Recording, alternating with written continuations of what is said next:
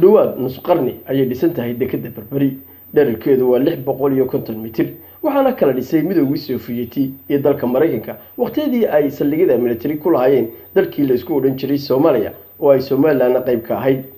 haddaba maanta ayaa markabkii ugu weynaa ku soo xidhay dekedda Berbera markabkaasi oo siday sibidhan 740,000 oo tan dhererkiisuna ahaa 200 oo mitir ganacsade Maxamed Cabdilaahi Mire ayaan wax ka weydiinay markabkan iyo xaaladiisa waxaan doonayaa halkan in aan ku yara iftiimiyo oo aan kaga warramo su'aalay wariyaashu iga weydiiyeen markab sibidha oo aanu soo xidhnay oo ah sibidh ka yimi Cumaan oo ah markabkii ugu weynaa ee dekedda lagu soo xidho muddo ama intii dekedda ay dhisnayd sida aanu kaga warhayno markabkii ugu weynaa markabkaasoo sida sibidhan 47,000 oo mitirtan macnihii sibidh u dhigma 1 milyan oo kiish oo wax yar dhiman inkastoo ay jireen caqabado dhowr oo naga hor yimi oo halis nagelin gaadhay oo ahayd markabkoodii aad sidaa aanu sheegay u weynaa taraafkii soo dheeraa oo maraakiibta had iyo jeer meesha ku soo xidhanta ka dheeraa dabaylaha oo yara kacsanaa badda oo caari ahayd oo iyaduna biyaha maaragtay badduna caari ahayd maamulka shirkadda DP walba runtii waan u mahadnaqayaa si wanaagsan ayay maaragtay soo xidhista markabka xil adag ayay iska saareen duruufahaas oo dhan oo jiray dadka kalena ganacsade Maxamed Cabdilaahi Mire waxaan weydiinay baahida sibidhka Soomaaliland u qabto iyo waliba lacagta adag ee dalka ka baxda iyadoo warshadii sibidhka ee Berberi ay dihin tahay markabkaasi waa 1 milyan oo kiish buu sidaa oo wax yar dhiman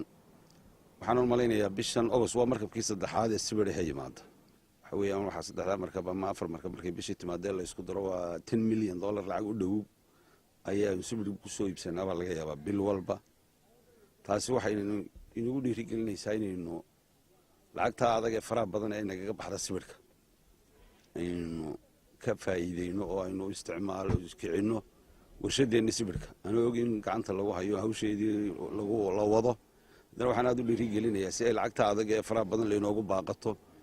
maadaama aynu sibidh badan oo intaa leeg isticmaalo in xoogga la saaro waxaan kula talin lahaa ganacsatada reer Soomaaliland iyo dadka hawsha ku jiray iyo xukuumadda in xoog la saaro sidii warshadii sibidhka loo kicin lahaa ugu dambeyntiina ganacsade Maxamed Cabdilaahi Mire waxaan weydiinay sababta loo kicin lahayd warshada sibidhka Berbera iyo waliba rajada laga qabo dadku waxaan sheegayaa inay muddo badan oo hawsha ku jirnay maanta ugu dhowdahay warshada hawsheedii waxaan filayaa ilaa inta sanadka dabayaaqadiisa in war farxad leh la maqli doono haddii aan leedma xagga warshada dadkana waxaan leeyahay waa warshadaas hawsheeda meel fiican ayay maraysaa imanka shirkadii gacanta ku hayay in warshada kiciyaan meel fiican bay hawsheedii marinaysaa waa gabagaba hawsheedii waayo sibidhkan imika keenteena Cumaaniga waa sibidhka loogu jeclay sibidhada qiimihii hore la siin jiray dadka shacabka ma loo jabin ayaa sidii hore ma ka jabaya uu jabay qiimo aad ay raali uga yihiin macaamiishu ayaan imika ku iibinaynaa oo wanaagsan baan ku iibinaynaa Cabdilaahi Mire even haddii ay hirgasho warshada sibidhka ma mid cusub baa la samayn doonaa sida qorshaha imika aad sheegayso gacanta lagu hayo mise tii hore ayaa la doonayaa in wixii ka dhiman lagu raadiyo lagu daro sidaan inkastoo horta rag ay kale oo rag asxaabta ay wadaan oo hawsha ay ku jiraan haddana sidaan iminka qorshaha aan ku ogahay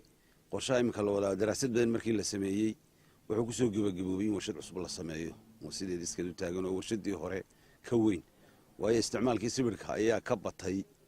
warshadii hore in isticmaali jirnay warshadeena hore waxay soo saari jirtay maalintii 600 tan waa 12,000 oo kiish iminkana sibidhkaynu isticmaalnaa berri wuu ka badan yahay 12,000 oo kiish markaa taasi waxay kaliftay in la yidhaahdo warshad cusub oo ilaa 3,000 ilaa 4,000 oo tana in la kiciyo markaa ragga iminka hawshaas wada ama ku hawlan khibrada ku hawlan waxay weeyaan in warshad ka weyn oo cusub la sameeyo laakiin la isticmaalo saydkii hore oo halkii hore warshadu ahaan jirtay gaarkii la isticmaalo way Maxamed Cabdilaahi Mire waxa ay ganacsato weyn oo sibidhkan raggii bilaabay ayaad ka mid ahay intaas xukuumadood baa Soomaaliland kala dambeysay ayaa awood u waayeen warshada sibidhka